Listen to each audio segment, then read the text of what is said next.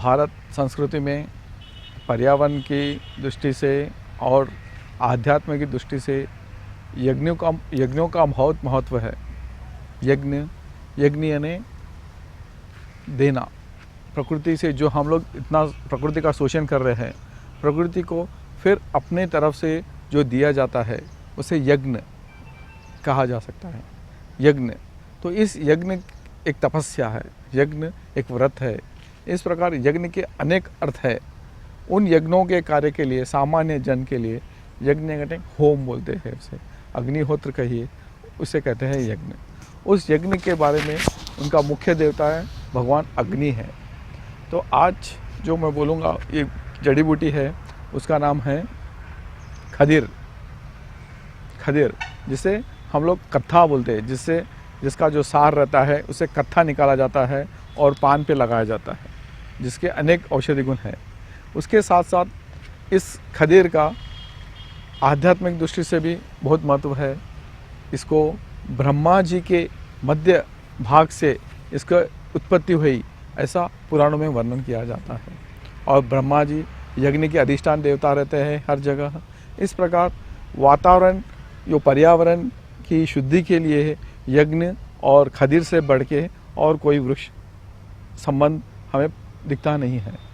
इस खदीर का इसके साथ साथ हमारे ज्योतिष शास्त्र में नक्षत्रों का वर्णन है।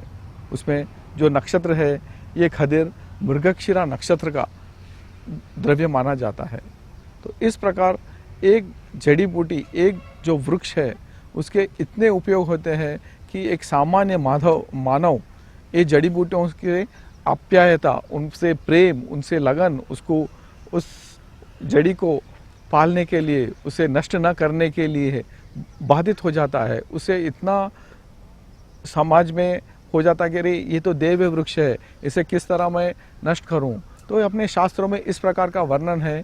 एक पर्यावरण बचाने के लिए हर देव से, हर नक्षत्र से, ग्रहों से, इन नक्षत्रों का संबंध से, इन पेड़ों का संबंध बताया जा सकता है। आयुर्वेद के अनुसार खदीर का बहुत बड़ा महत्व है।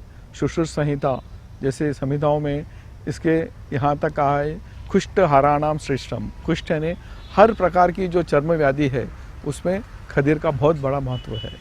इसी साथ और एक उनका एक जो आधुनिक वाले भी सोच रहे हैं और अब यहाँ उस पर अनुसंधान चल रहा है कि मेदोहर, जो आज की जो बहुत बड़ी समस्या हो गई है कि जो बच्चे, छोटे छोटे बच्चे खान पान के वजह से मोटे हो जा रहे हैं, जिनका वज़न बहुत बढ़ जा रहा है, ऐसे में इस जड़ी बूटी के बारे में सुश्रुत महर्षि ने कहा है, इसे मेदोहर कहा है। तो इस प्रकार इस पर अनुसंधान होना बाकी है और थोड़े चला इसके बारे में अनुसंधान हो भी रहा है। इसके साथ इसका जो मेन सहार है, जो झाड़ के अंदर जब झाड़ 20-25 साल का हो जाता है, जब उसको काट के उसके अंदर का जो गंध सार जैसे चंदन में निकाला जाता है, इसका कत्था निकाला जाता है, उसका काढ़ा बना के उसका कत्था निकाल जाता है। उसके भी औषधि गुण बहुत है। और आज हमारे भारत के सौंदर्य में तांबुल सेवन, तांबुल यानी पान खाने का एक बहुत बड़ा आरोग्यकर रिवाज है, जो आज हम लोग भूल गए हैं। उसमें मुख्य रूप से पान के साथ कत्था, चूना ऐसा डाल के खाया जाता था। इससे अनेक रोग हमें आए बिना हम लोग प्रिवेंशन के जैसा उसका निवारण किया जाता था। आज पान हम लोग खा रहे नहीं हैं, उसके बारे में उल्टा दुष्प्रचार कर रहे हैं कि पान खाने से कैंसर होता है, इस प्रकार कर रहे हैं।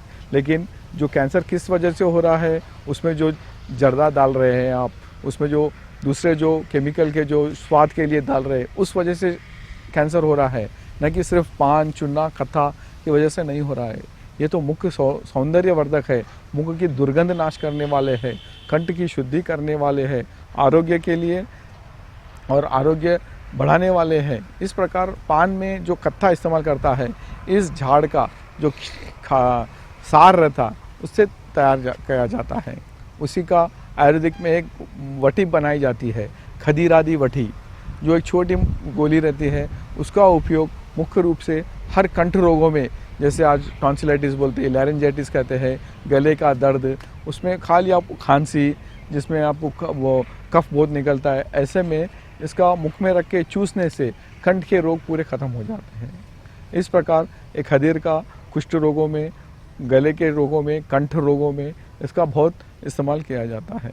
इसी साथ इसका यज्ञों में उसका बहुत आवश्यकता है और आज के ज़माने में यज्ञ होना बहुत दुर्लभ हो गया है। और उसके साथ यज्ञों में इसकी यज्ञ इष्टिका, इसका एक पर्याय शब्द है, इस झाड़ का पर्याय शब्द है यज्ञ इष्टिका। और इसका और एक है, इसमें अग्नि देवता का वास होता है और इसका जो फूल है, उसका जो पत्र है, उससे सूर्य भगवान की आराधना की जाती है।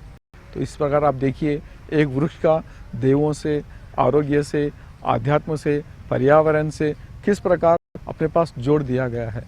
और बड़ी दुर्भाग्य की बात है, आज ये पौधा इतना दुर्लभ हो गया है कि इसकी जो असली चीज़ है, जो कत्था बनता था, अंधाधुंध झाड़ों को काटने की वजह से आज हमारे को शुद्ध रूप से कत्था प्राप्त नहीं हो रहा है, पूरा मिलावटी कत्था प्राप्त हो रहा है।